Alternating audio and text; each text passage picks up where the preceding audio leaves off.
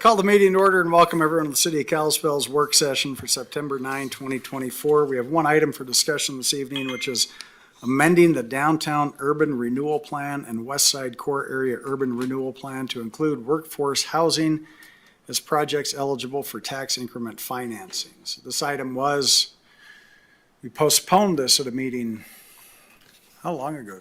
Almost 2 years ago, October of 22.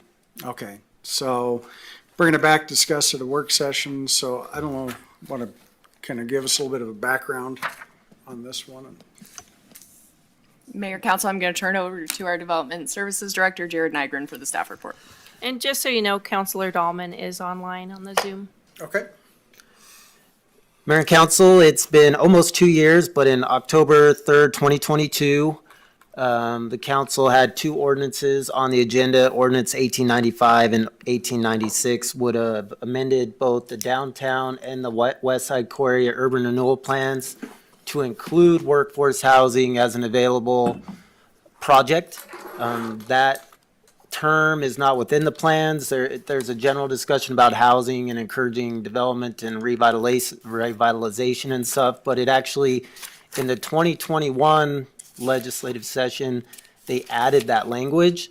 So in 2022, we sought to include it. It actually was kind of piggybacking along with the urban renewal projects, if you recall, the Charles Hotel and the parking garage. They were unrelated, but in a sense, it was moving through at the same time. At that time, we had no pending projects. There was a bit of controversy in the community at that time regarding housing and the discussion. Workforce housing at that time was not defined at the state legislative level. Since that time, they have defined it. I think a lot of that definition piggybacks off of House Bill 819, which has a lot of housing programs associated with it. So they included a definition that put the range in there of not only 30% of your gross income, but the range would be 60 to 140. The proposal that we had put together that had also been approved by that had gone through the Planning Commission and also the Urban Renewal Agency was 80 to 120. So the recommendation was kind of right in line with that, although the definition is a bit broader. So council could definitely consider that. So at that time, given there was no pending projects, there was kind of a bit of controversy with it. It was just sought to, let it lie for a bit. Here it is, opening it back up for discussion. Like I said, one thing that has come up is the new definition in state law, which does, I think, provide a little more guide rails onto what the programs within urban renewal could be used for, as it is a urban renewal program. It's not a community-wise housing program. It's got to meet the further goals of the tax increment finance district itself. Because, there was discussion about there should be no limit or maybe higher or maybe lower, et cetera. So, but in general, yeah, workforce housing would be an eligible TIF expense.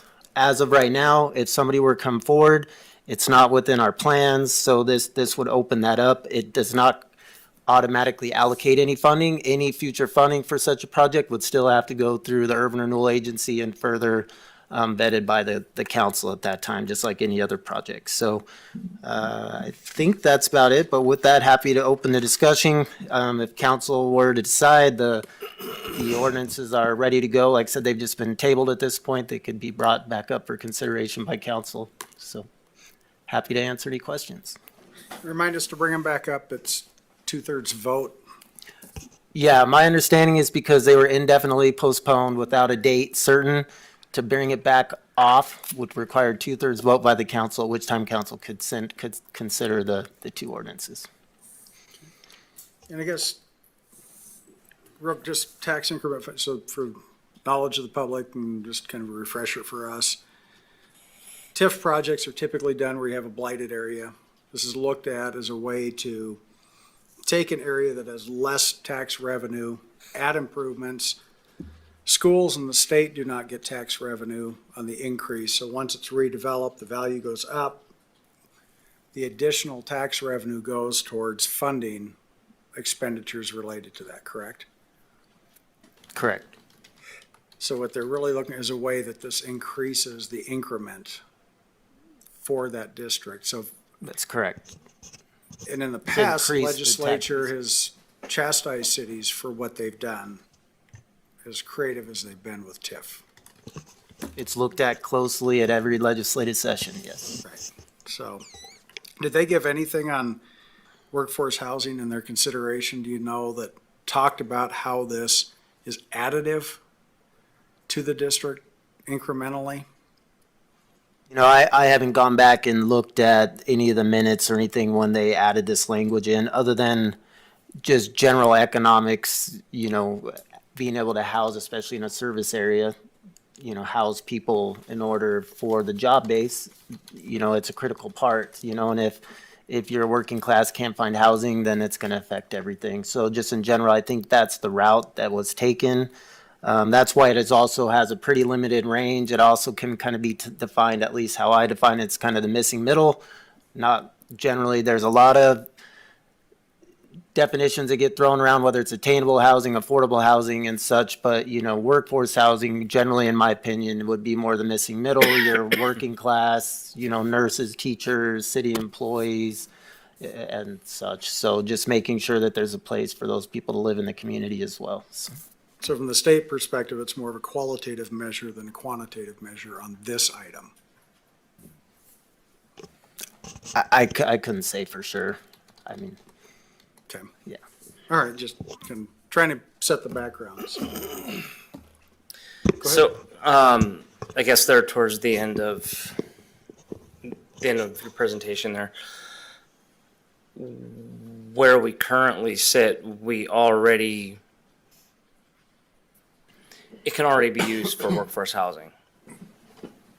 So I do have the TIP policies in front of me. Yes and no. So what our TIP policies allow for is for public infrastructure, right? So, but how does that tie in? The public infrastructure, you may need money for public infrastructure just to make a market rate project pencil. There's nothing then to say if they wanted to do workforce housing, then how would the city get a return on that?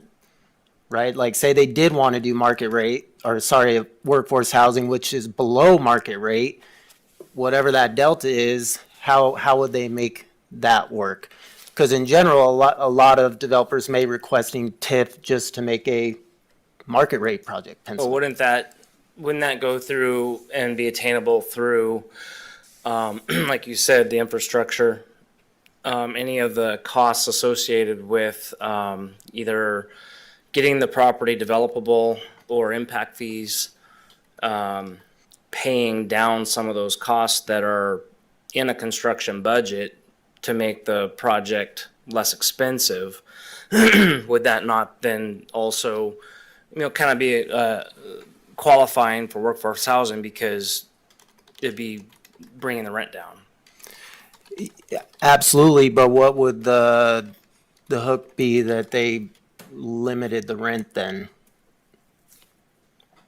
If their goal is to lower the rent for workforce housing, then you would need, as part of that, if the goal is for them to get the market rate down, you would need a hook then of, well, what are you going to get back for that lowered rent? You know, you would do that through a developer's agreement.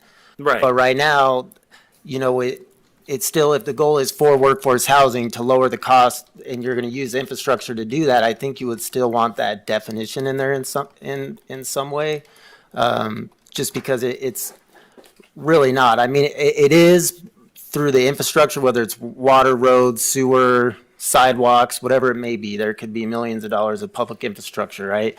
But if it is indeed to lower the market rate, I don't see how you would get there without having a definition Right. of that. Right. No And- enforcement mechanism. There's no real enforcement mechanism without having it defined in there that workforce housing is the goal. We're going to go below so that you then could go further with the developer's agreement of coming up with some terms on rent affordability for a period of time, you know, because there's ultimately going to be a delta of what the actual market rate and what workforce housing rate would be.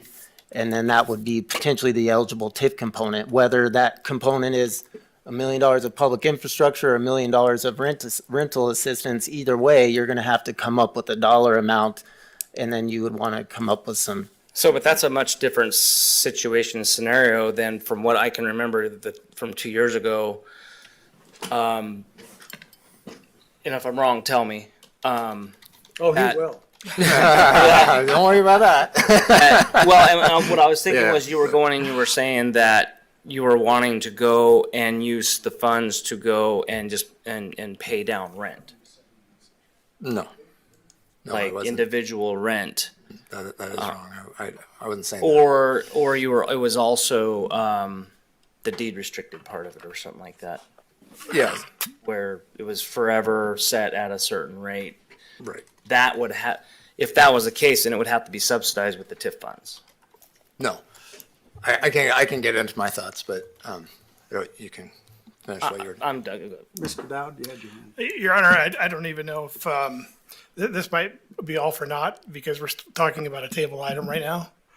So, This is a work session, so we're just discussing the concept, and no action or anything. okay, in that case, can you just give me the range again? I didn't write it down. So the way it's been written and recommended by the Urban Renewal Agency is 80 to 120. State law has now been defined as 60 to 140. Council could go less, more. You have to make finding one way or another. At this point, it's been recommended 80 to 120. If council felt like they wanted to go higher or lower, I would suggest kind of sticking with what the state law is.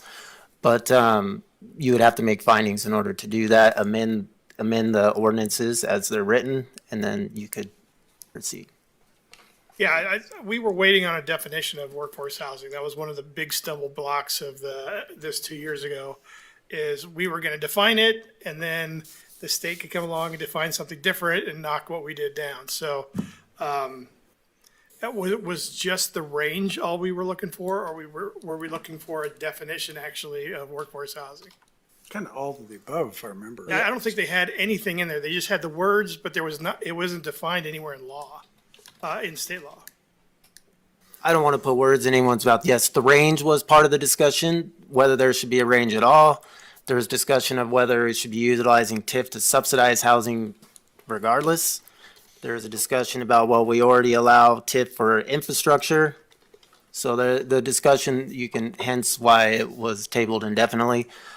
So yeah, there's certainly a range of things to consider. So. Mr. Hunter? Yeah, a couple of questions. So, one, if we amend the downtown, the urban renewal plans, that just kind of authorizes using them for that purpose. But in terms of like the rules of how we use it, do we have to adopt a separate document or policy, or is that just covered in the kind of the discussion in the urban renewal plans of how we're going to use it? What's the kind of So proper? yes, that would likely come forth through the developer's agreement that you would do with the developer. It would look, I know, the council had some discussions about Center Court Manor and such as of late. There's some pretty defined agreements, through HUD and such that kind of outline how any funding would work. So likely, if a developer were to request funding, it would follow a format like that as far as what the terms of it were, the length of it, whether you want to call restrictions, some reporting, and all that would go along with it. They would have to report on a yearly basis, and it would obviously come through the Development Services Department, really just assuring that whatever funds were allocated were being used appropriately to lower the rents. Whether through an upfront payment or a yearly payment, or it could be for 5 years, 20 years, however that came about. It really, a TIF is not indefinitely either. So it does get a bit tricky in that instance of how you use a TIF, because a TIF can sunset, but through a developer's agreement, you could also front load funds that, you could potentially extend out further, but you'd have to do that through a developer's agreement, Okay. which would be approved on a project by project basis.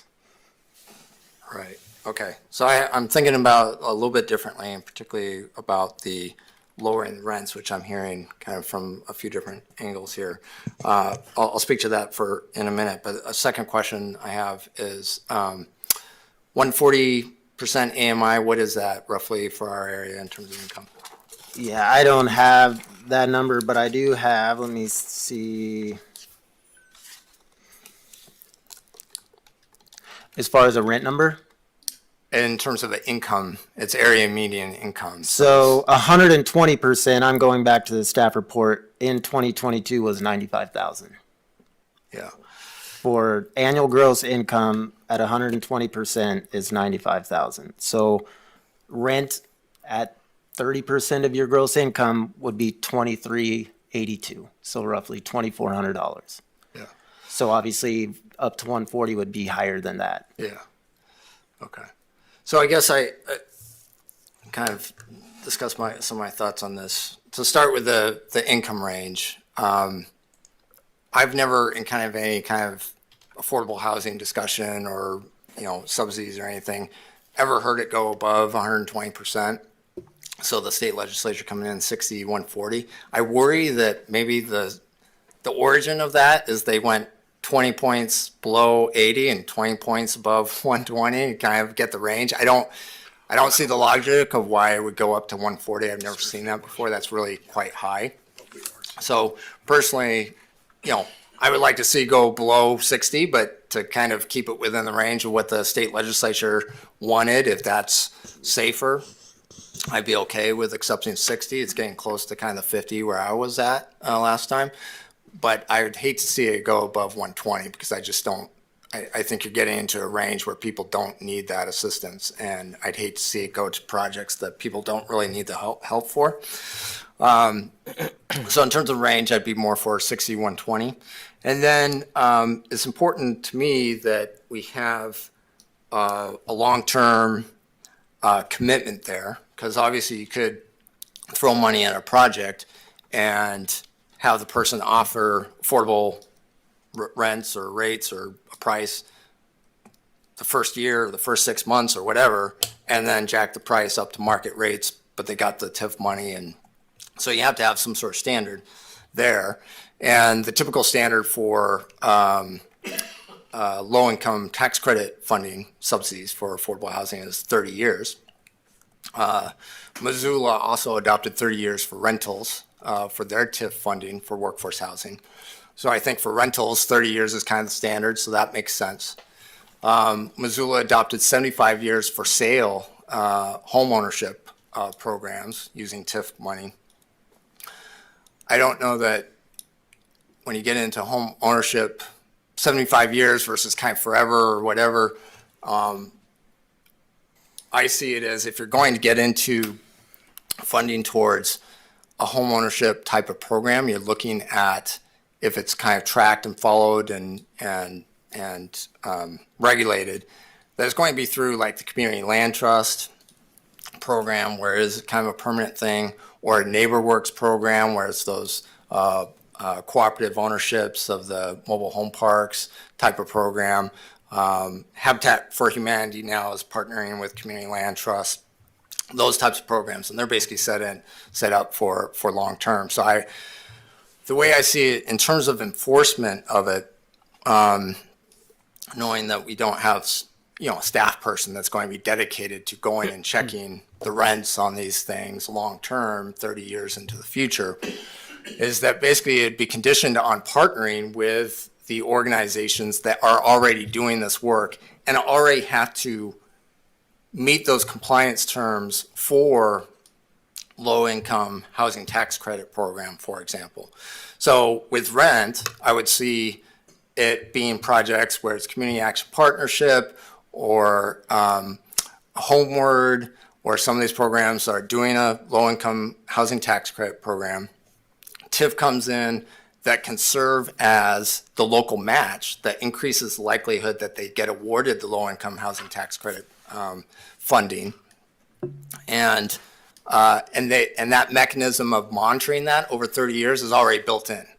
And all we would have to request is a letter from those organizations annually, let's say, saying, are you in compliance? And we can have confidence with that when they say they are, because we know that they have this whole other system built up for these other programs.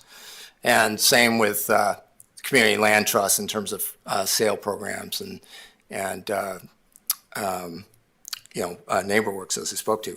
So in terms of how the funding then is used, I'm not talking about using the funding to bring the rents down, like subsidize the rent. because that would be, I think, a lot more money than the kind of money we're talking about, number one. And two, it is something where the money is kind of continually going in type of thing. It's more like there's a project that's happening. They're applying, these organizations, they're applying for grants and funding and loans to make it happen. TIF is going to be one of those fundings that comes into the program. And yes, it can currently be used for the infrastructure, public sidewalks and sewer hookup and everything else, but that amount might be limited. It might not be as much as they want to get out of the TIF program to fund just those things. And so you could, by opening it up, the TIF could be funded for land acquisition, or it could be funding for actual construction costs that are higher than the cost of putting in a sidewalk or hooking up to water and sewer. And you have that one-time influx of costs, and that serves as the match for getting those other grants and so forth.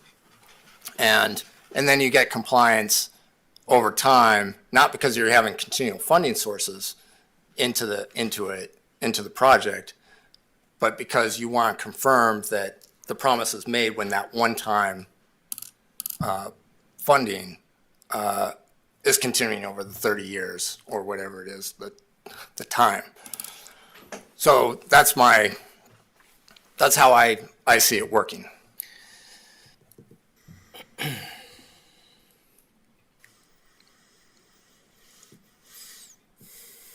Mr. Graham? Okay, so I'm wondering, well, why have you not asked the council for a work session on the housing authority? Because wouldn't that be, there's money in the TIF that we're talking about going through and doing this with in the area, but to me, I feel like it's a roundabout way of getting the money to use it for something like that would be used in a housing authority. So if I'd have to go back and rack my memory about the discussion about the housing authority. As I remember that discussion, one is the city manager said that he would not do that without hiring a staff person dedicated to it, and that we would have to come up with funding for that staff person. And I have not identified what that funding would be, number one. Number two, there was quite a bit of concern about community action partnership and losing the rent, Section 8 vouchers to a housing program. And there was not a clear understanding of what the division would be between what community action partnership would do and what a housing authority would do, does that particularly when it comes to, what's that? Does that matter? What does it, well, I think if we're going to set up a housing authority, we should clearly define what it's going to do. Oh, I agree. Yeah. And it wasn't clear to me that we had a clear definition of that at the time we had that discussion. And I don't believe that's been resolved yet. I'm open for more of a discussion on a housing authority, but we do have some big questions to answer on that. The reason why I say that is because I feel like we're taking money that's meant in a resource and obviously it's a district. It's a way, it's a tool that the city has for addressing blight and redevelopment and stuff like that. I also understand the workforce housing component of it. I see it already in there to go through and help with that. Like you said, there needs to be that hook to go through and keep the applicant honest that they're going to go through and do what they're doing through the developer's agreement.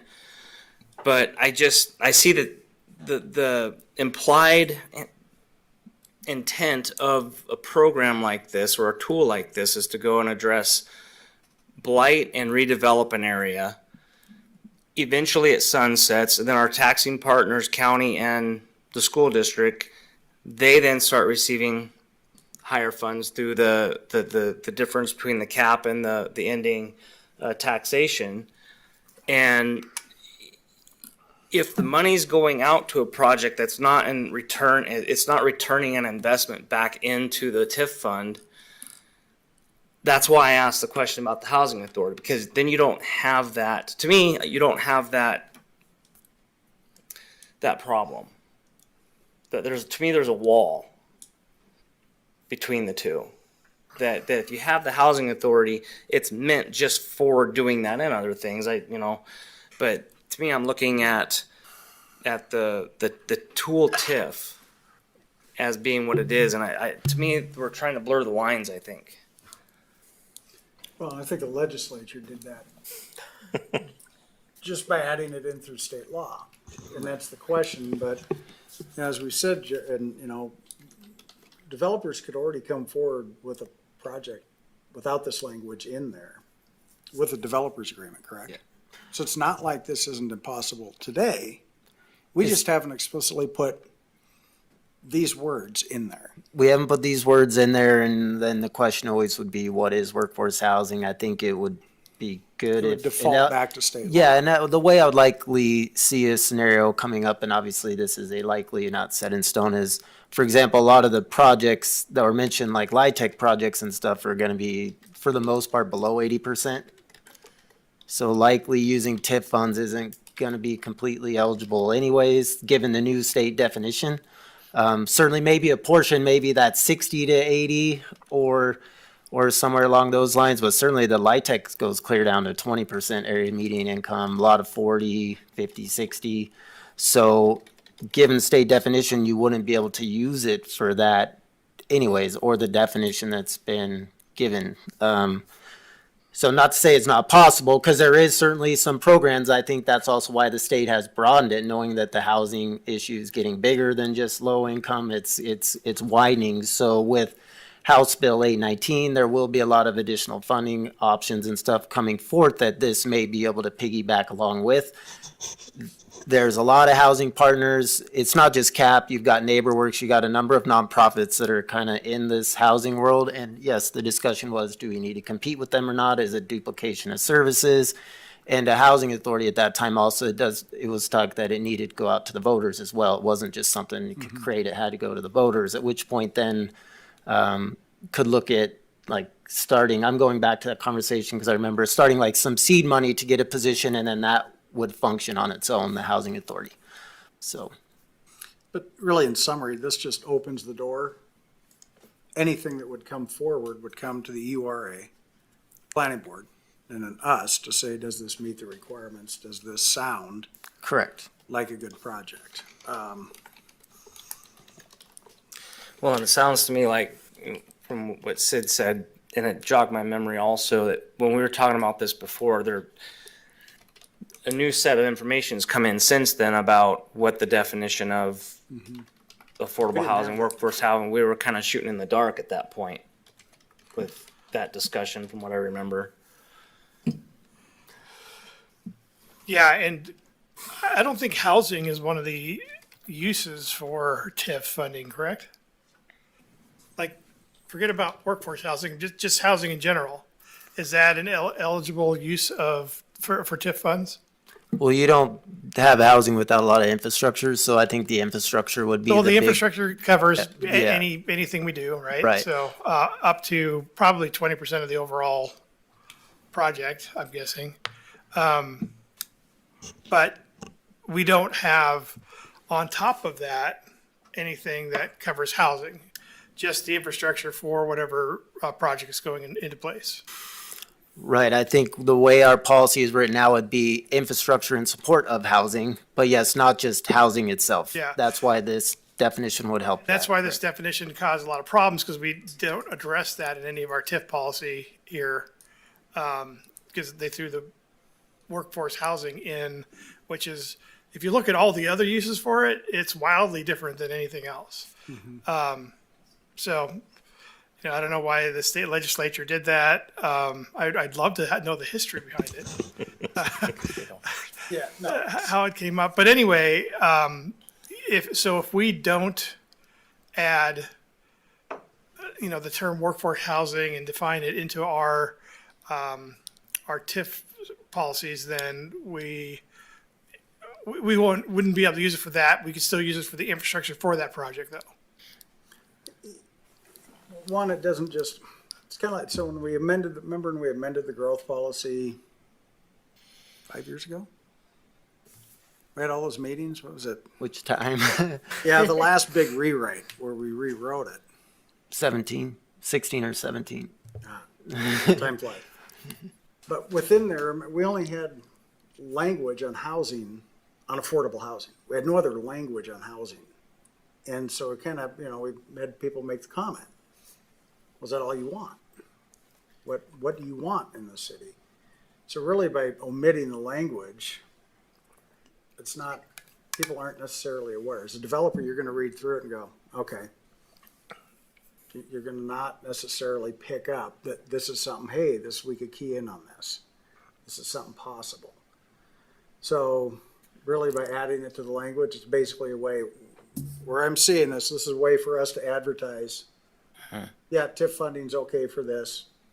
Bring recommendations, bring ideas. Is really what we're looking at with these two at this point with these definitions in place, Mr. Dowd, right? Yeah, if we don't have anything defined in our TIF policy for the city, but it is defined in state law, does it just default back to state law then?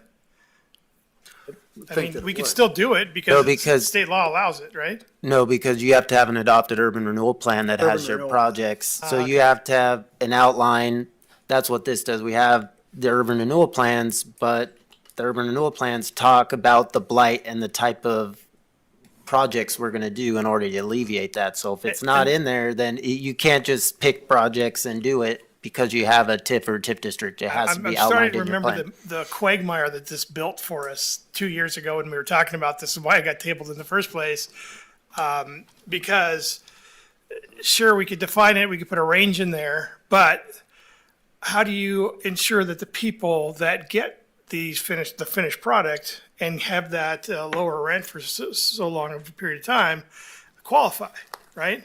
What is qualifying, right? So that's why that's when we first got into this discussion of housing authority and all that stuff, because we don't have any of that defined. And we could just say, well, it's all on the developer, right?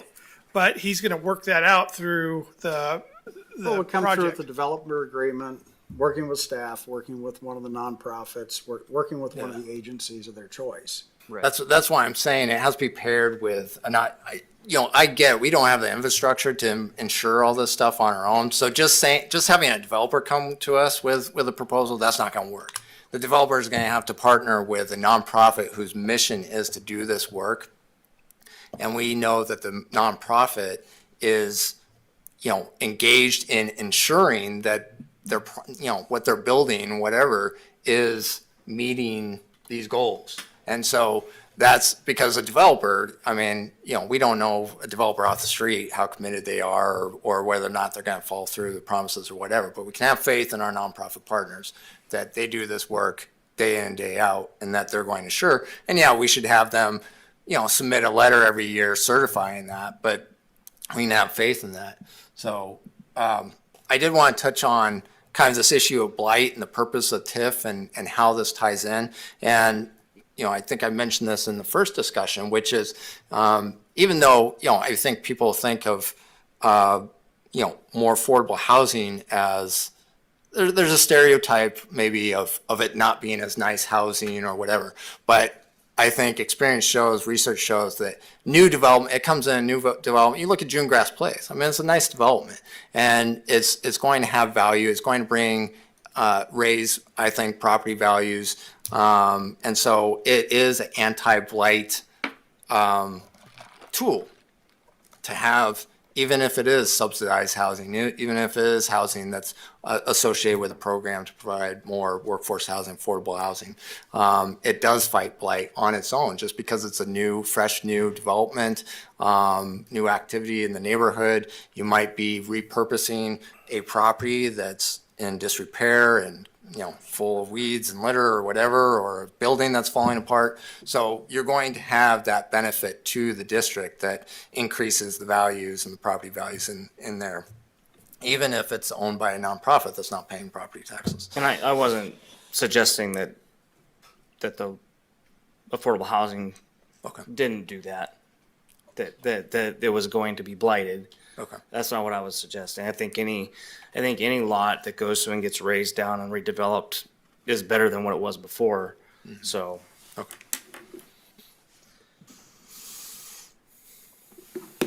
Just one more tool for the toolbox. going back over it and remember why I was not comfortable at the time. I think I'm a little more comfortable. I still go back to the legislature and I go, wow, you guys attack all these cities for trying to use TIF, trying to find ways to get things done, and you chastise them for it. Then you go, oh, by the way, you can do this. But as you say, Mr. Dowd, no real relation to anything else in the language within that code. But at least they're flushing it out, I guess. I'll give them some credit. Mr. Fisher? Mr. Mayor, remind me the last three big TIF projects for the public and for me. The last three. Jared, TIF, Mr. Jared, Mayor. we've had- It would be Parkline was. Park line, TIF, the Charles. rail park, Yeah, two that haven't started, but they're big, the Charles Hotel and the parking garage are actually the most recent. So the Charles Hotel and the parking garage, building the parking garage. Actually, it's just the parking garage is the actual TIF component, but it's associated with the hotel. But yes, the Parkline Trail, the, South Kalispell. yeah, South Kalispell, the hotel, the And we have the road forums. projects. I mean, there's a lot. There's in our budget this year, some water quality projects, street improvement projects. so council has looked at like the whole community on what they've tried to service, big projects, not a small segment of, even though I understand where you're coming from, but you're looking at these large projects that service the entire community is kind of what I see in those. Is that fair to say? And I think what we're looking at is this, these could be component parts of bigger projects. Uh-huh. But the community as a whole is a big project. And we don't have people to teach, we don't, so you look at that whole thing, there is as I said, this is where you look at the qualitative versus quantitative. How do you value that? How do you justify the TIF dollars? sir. Sometimes you have a qualitative judgment that you have to make, and it's those limits to say this number of houses. So you might have a 24-unit project and 8 units are for these median income ranges. And that helps to achieve, and they get $500,000 for that, whatever, and that makes it pencil. But everything would come back before this council. Everything would come back Yes. before this body. Yes, and obviously if the council is concerned, you could ask for a potential proposal, but any proposal is going to vary depending on each project. So I wouldn't be able to give you a concrete example, but there's plenty of examples, whether it's through a land trust model or a LIHTC project or like the center court of how, and our mechanism would be through a developer's agreement with the developer that would have the terms of whatever dollar amount they're requesting, what type of hook the council would have, whether it's 30 years of affordability at this income level. And as Councilman Hunter mentioned, likely bring in a nonprofit partner as through a subrecipient agreement to help manage it if we need it. Although I will say we do a bit of it ourselves as part of some of the old home grants and things we received. I'm still certifying rents and stuff even now, so it's not like we don't do that. It's not something, but going back 20 years, we still have to certify those every single year. So I'm very aware of what it looks like and what the agreements are. So on a case-by-case basis, the developer would put in an application, outline the terms of what they're looking for, say we're doing a 100-unit development. We would like 20 of them to be available to 60% area median income. In order to do that, we need this much money, and then we would go from there. But as of now, I would say, well, it's not really an option. You can apply for this, which is in our policies at this point, so. Thank you. I do think it's important to put that timeline in, upfront in the plan or whatever, because I don't want to waste council's time with some developer coming in and say, I'll make it affordable for 5 years. 'Cause to me, that's a waste of time.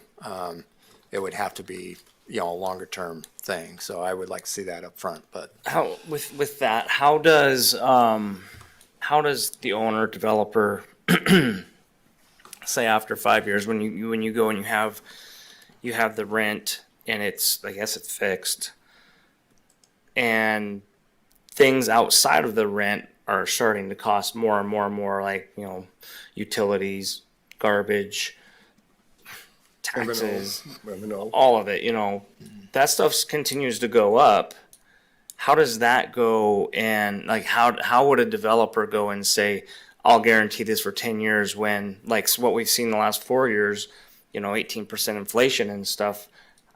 How do they do that and still, how would they guarantee that? Yeah, I mean, but, it's not fixed rent because it's the area median income and 30% of that income, right? And so obviously incomes are going up over time with the inflation, and so it's going to be 30% of that at whatever income range target you're doing. So it's not like it's $1,000 a month rent and stays $1,000 20 years from now.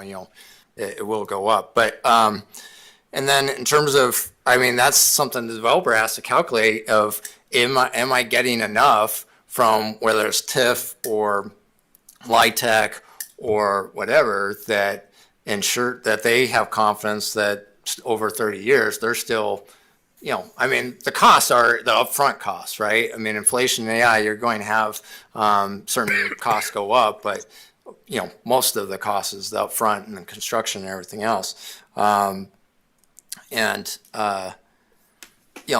community land trust model, I see Kim there, maybe during public comment, she could talk about how that works, but that's kind of designed to keep those costs low in a kind of a home ownership model. And so there are, and obviously it works because we have lots of organizations, CAP and others who do this, and the LIHTC model is based on, it's 30 years, and that's been around a long time. And it's used cross country, really. So it's the best answer I could give. Something to consider, it doesn't always have to be a direct subsidy as well. It could be in the terms of financing, potentially, a loan. It doesn't always just have to be a complete, we'll just say $1 million cash. It could be, a zero interest loan for 10 years that helps get the project costs down. It could be as simple as that as well, which, not say that simple, but it could be along the lines of that. It doesn't always just have to be cash. The financing mechanism could get that delta as well when you're looking at construction costs at 8-9%, and you could potentially lower that significantly over the period of 30 years. Well, and that's what I think is crucial here is that flexibility of how it's used. Because currently, as it's been commented several times, we can currently use it for public infrastructure costs, and that will lower the cost for a project and make it more affordable and stuff. But that is kind of a small box to operate in. If we do this, that expands that box to allow for creativity of a zero interest loan if that's what the project comes to us and say, this is how you can most help us. I want to have that flexibility that the people coming to us with their project, they think about where do they need the money to come in to help make this project pencil, and have that flexibility that there can be that creativity, right? And ultimately we have the say whether or not we think it works or doesn't, but this just allows that flexibility and that creativity to enter into it. Okay, the last couple projects that were turned down on TIF, give me those. The welcome to Kalispell sign. Okay, $35 or $135,000. I think it was For a 150,000. sign. Yes. And a smart choice, right? I mean, okay. Sorry. That was the last one that I can recall. Can- Yeah, denied. Okay, I think that says it all. Thank you. No Anything further else? questions, Your Honor. So, general consensus? Yeah, I'm willing to go through and say that, coming into this meeting, I had a different thought process of where I was going with that until Sid mentioned where the problem was for me when we were talking about this before, and it was that definition. We were really grappling with the definition of what that was. So I really do see that in our community there is a need for housing for the workforce, teachers and everybody. So you know, we're really good on this council about approving projects that come before us and everything. And I think this could be, like you said, just another tool that can be used. So, but the projects have to come forward. So, So general consensus, throw this on, work it in, I don't know if we can hit next week, maybe in a couple weeks. Throw this on the agenda. It'll be something that was postponed indefinitely. We'll end up with putting it on the agenda and then voting to pick it back up at that point in time, because we did have an indefinite time frame on it. So there will be a vote to bring it up on each one before we discuss and move forward. And there was only two, right? Yeah, Correct. 1895, 1896. Okay. So meet with, okay. Any public comments?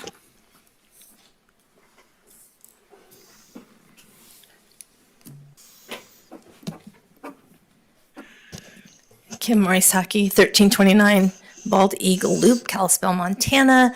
I'm the executive director for the Northwest Montana Community Land Trust. I applaud you all for having this conversation. I have just a couple of pieces of information you might find useful. One, the land trust, which was started by the city of Kalispell, and we now have 54 homes here. We recently added 2. We're building 2 more right now on 9th Avenue West.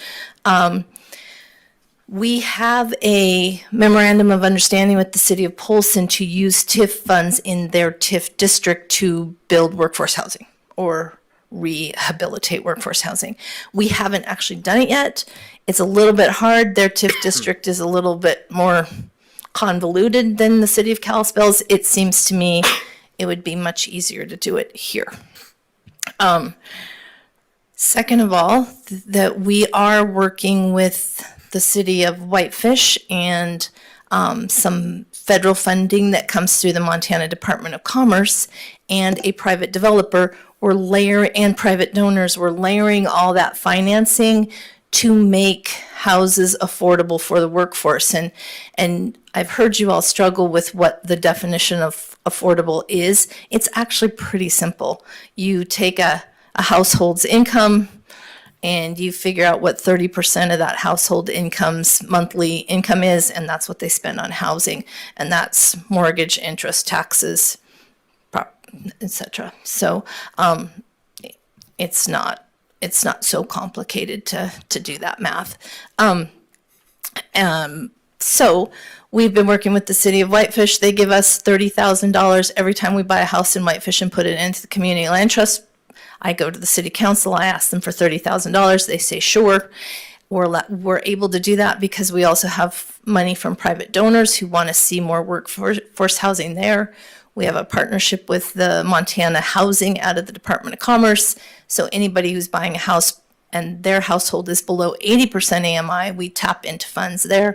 So we're basically buying land under a house that Trailview, Jerry Dunker from Trailview is building. He's a great partner. He's patient. He's a developer who's got a vision for what's happening in workforce housing in Whitefish. I am confident that there are other developers in Kalispell who have the same kind of vision that we could work with. And then the other city that we're working with is Columbia Falls. They actually have now donated land to build 7 houses on. We're partnering with Habitat to build those houses. Once they're built, the Community Land Trust will manage those houses in perpetuity for families below 80% AMI.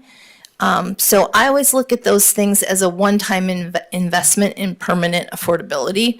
So you're only going to give that money once, but that house is going to be affordable for families and single young professionals and people just getting started, new home buyers, forever. Because once that first family sort of uses that house as the first step on the ladder of getting into home ownership, they're going to grow their family, they're going to grow their income, they're going to grow their skill sets. Eventually, they're going to want to sell that house, and the land trust comes in, buys the house back, at a below market rate and then turns around and sells it to somebody else below market rate. But you've only made that investment one time at the beginning, but that house rolls over again and again to get people out of renting and into homeownership.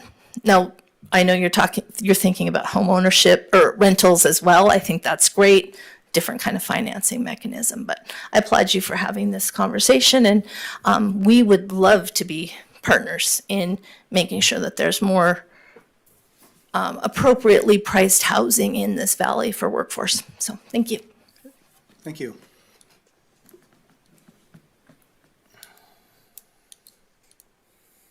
Any other comment? Okay. City manager report? Yes, Mayor, Council, Mr. Russell will be back on Wednesday, and that's all I have. You didn't want to say about how we renamed the town? Got it, okay. All right. Anything from council? Mr. Hunter? Thank you. Just a few questions for staff. One, thank you for bringing up the Welcome Kalispell sign. I totally forgot about that conversation, and I don't really recall exactly how it was left off.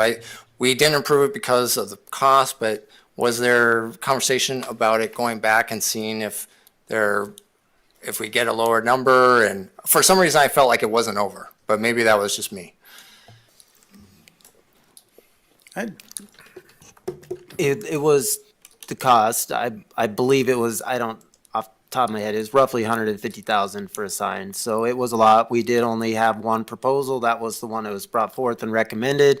Certainly, if the council felt like it's appropriate, it's been through the Urban Renewal Agency, go out for another RFP and see if you get more proposals and maybe a lower price. But we were just gonna kind of wait that out a bit. Okay. You didn't hear anything back when we delivered the news that, yeah, we're not moving forward with this, that, we could get a lower price on that or anything? No. Okay. And then second, question about short-term rentals. So when they register with us, we charge a fee, right? And how much is that fee? It's 150. 150. If we were to bump up that fee significantly, could we use that funding and put it into like a pot for housing assistance fund or something like that? Is there anything in state law that would prohibit that, or what governs that fee? Yeah, being charged? I'm not prepared to answer that. I would have to do a little bit of research. I would say typically fees have to be used for the service you're providing, generally. You may recall we actually increased the planning fees about 100%, and that was part of it. The fee previously was 75, and that fee covers the cost for us doing the inspection, to make sure the fire inspection, to make sure it's safe, and we do an annual review of people that do that. So as of now, the cost covers the inspection as well as a program that we use to track them. I wonder if there's a way that maybe not a fee, but some other name for it, that we have a due or something that's paid for short-term rentals, maybe by the number of bedrooms, that we can put in towards a fund, as well as if we catch somebody who has a short-term rental that hasn't registered with us, is kind of off our radar, that there's like a penalty there. And obviously it's going to be somewhat modest in terms of amounts, but having some way to collect some fees that we can have a fund that we can use towards some of our housing issues, and we can have a discussion about what that might be in terms of how we might use that fund. But just thinking whether or not we can look into that and if that's a possibility. I could certainly look, but like I said, generally the fees you're paying, it's not a way to generate income for a specific program. Maybe it's plausible, but typically your fees are just paying for the service. And, certainly if council felt like it was worthy to look into, I'd be happy to do so, but I'm not aware of anybody else using a program of such, of say charging $500 a year and $300 of it goes to a housing fund. given what state legislatures have done in the past regarding housing programs, I don't think it would last long if we did go that route, but certainly open to the discussion.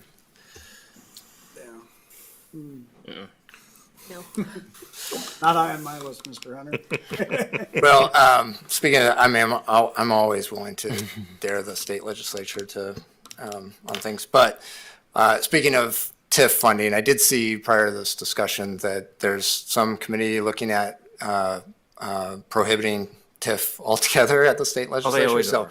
Yeah, that's yeah. an annual commitment. It's the annual thing. Yeah, 'Cause yeah. that's all I had. Mr. Fisher? Thank you, Your Honor. I know how you like to work down the line, and I didn't get my hand Yes. up in time, so. I know as council, we've all received some emails about the south side of Kalispell, our ward, Mr. Dowd.